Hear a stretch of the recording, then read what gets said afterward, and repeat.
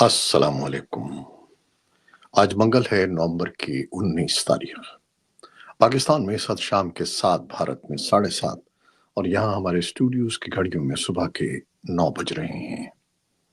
Voice of America Washington کی Urdu service سے میں ہوں خالد حمید، خبروں کے ایک بلیٹن کے ساتھ آغاز کرتے ہیں پاکستان، بھارت، افغانستان اور عالمی خبروں کے ساتھ۔ افغانستان کی سرحد کے قریب خیبر پختونخوا کے قبائلی سرحدی ضلع خیبر میں فوج کے قافلے پر عسکریت پسندوں کے حملے میں حکام کے مطابق 8 اہلکار جان دے بیٹھے۔ سیکیورٹی حکام نے نام ظاہر نہ کرنے کی شرط پر مزید بتایا کہ عسکریت پسندوں کے حملے کے بعد ہونے والی جھڑپ میں متعدد حملہ آور بھی ہلاک ہو گئے۔ پاکستان کی فوج کے شعبہ تعلقات عامہ ISPR نے اس حوالے سے کوئی بیان جاری نہیں کیا ہے۔ اس کے علاوہ بنوں میں پولیس کی ایک چوکی پر مسلح افراد نے حملہ کر کے 7 اہلکاروں کو یرغمال بنا لیا ہے۔ اکثر ان حملوں کی ذمہ داری تحریک طالبان پاکستان یعنی TTP یا اس سے جڑے ہوئے گروپ قبول کرتے ہیں۔ پاکستان کے وزیر اعظم شہباز شریف نے کہا ہے کہ چند برس قبل تک ہم نے دہشت گردی پر قابو پا لیا تھا، لیکن دوبارہ دہشت گردی بڑھنے پر دنیا ہمیں تانے دے رہی ہے۔ منگل کو نیشنل ایکشن پلان کی ایپیکس کمیٹی کے اجلاس سے خطاب کرتے ہوئے شہباز شریف کا کہنا تھا کہ خیبر پختونخوا اور بلوچستان میں لوگ دہشت گردی کی وجہ سے پریشان ہیں۔ ان کا کہنا تھا کہ ہمیں فیصلہ کرنا ہوگا کہ دھرنے یا لانگ مارچ کرنے ہیں یا ترقی اور خوشحالی کی طرف جانا ہے۔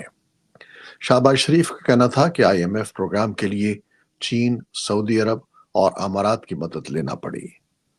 انہوں نے کہا کہ امید ہے کہ یہ آخری IMF پروگرام ہوگا۔ کراچی میں 4 روزہ عالمی دفاعی نمائش آئیڈیاز کا آغاز ہو گیا ہے۔ نمائش کے پہلے روز پاکستان کے وزیر دفاع خواجہ محمد آصف نے خطاب کرتے ہوئے کہا کہ پاکستان ایک ذمہ دار ملک ہے جو دنیا بھر میں قیام امن کے لیے اپنا منفرد کردار ادا کر رہا ہے۔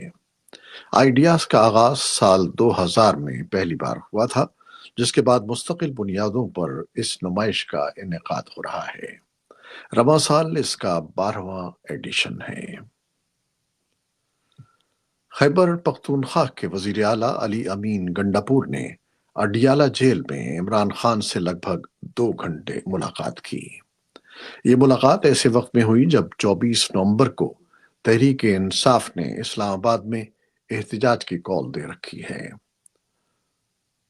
ادھر وزیر اطلاعات سندھ شرجیل میمن کا کہنا ہے کہ PTI ملک میں انارکی چاہتی ہے۔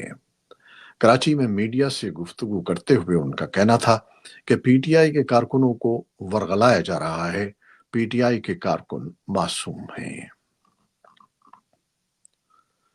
بھارت کے خلائی تحقیقی ادارے انڈین اسپیس ریسرچ آرگنائزیشن یعنی اسرو کے جدید ترین سیٹلائٹ GSAT-N2 کو پیر اور منگل کی رات میں امریکی ریاست فلوریڈا کے کیپ کینیورل میں واقع دنیا کے امیر ترین امریکی تاجر ایلن مسک کے اسپیس ایکس کے فیلکن 9 راکٹ کی مدد سے خلا میں چھوڑ دیا گیا۔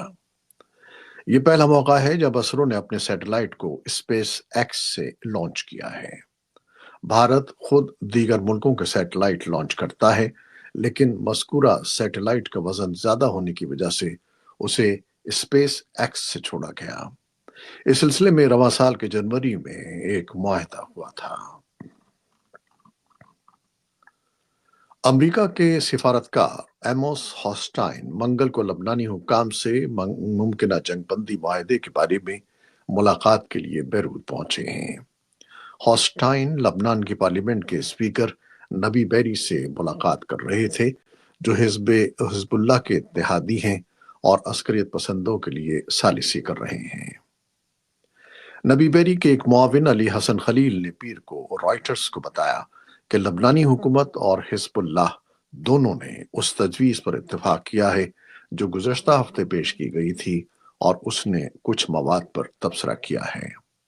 لیکن اسرائیلی وزیر اعظم بنیامن نیتن نے کہا کہ اسرائیل حزب اللہ کے خلاف فوجی کارروائیاں جاری رکھے گا چاہے جنگ بندی ہو جائے۔ ادھر اقوام متحدہ کے بچوں کے ادارے یونیسیف کے ترجمان جیمز ایلڈن نے صحافیوں کو بتایا کہ لبنان میں 2 ماہ سے بھی کم عرصے میں 200 سے زیادہ بچے مارے گئے ہیں۔ مزید اطلاعات کے مطابق منگل کے روز مقبوضہ مغربی کنارے میں جنین کے قریب اسرائیلی فوج کی کارروائی کے دوران 3 فلسطینی مارے گئے۔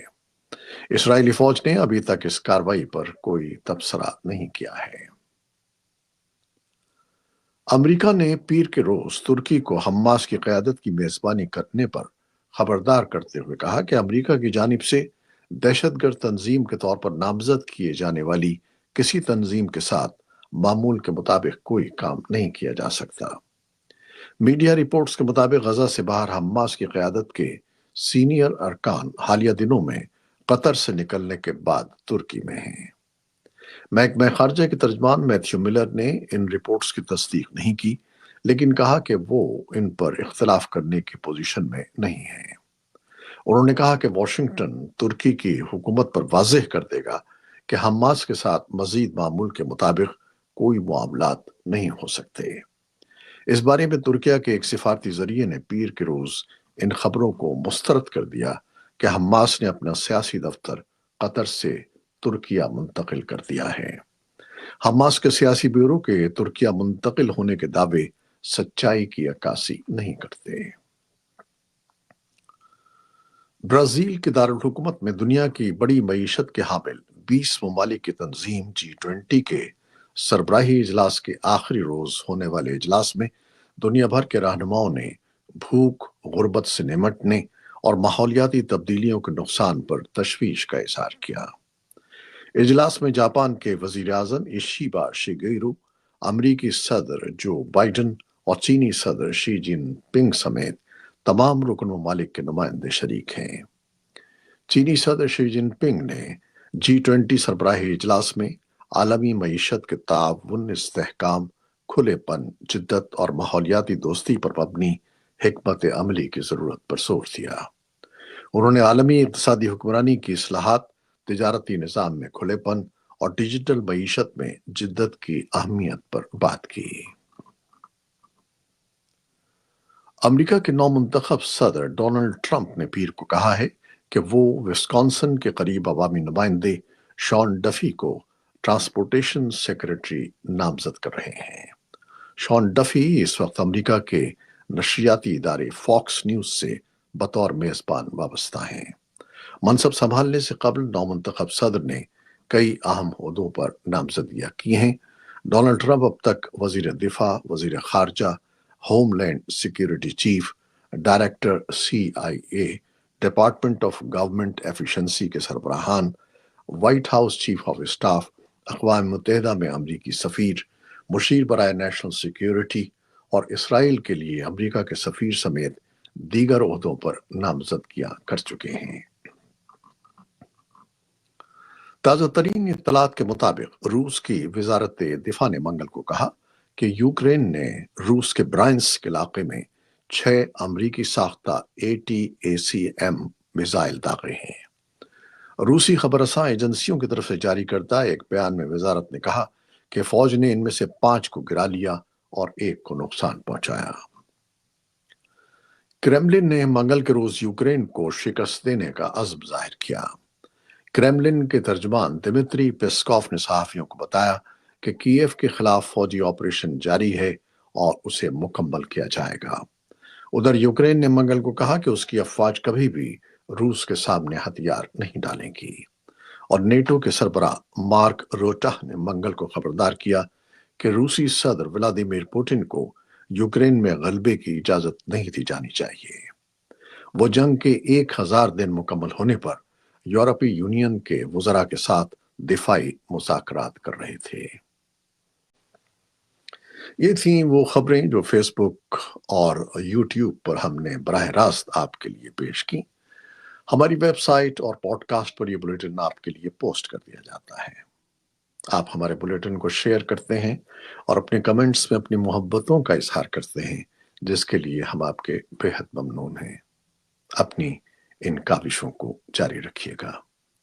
نیوز پروڈیوسر عائزہ عرفان اور نیوز ایڈیٹر بہجت جیلانی کے ساتھ خالد حمید اب اجازت چاہے گا۔ اللہ حافظ۔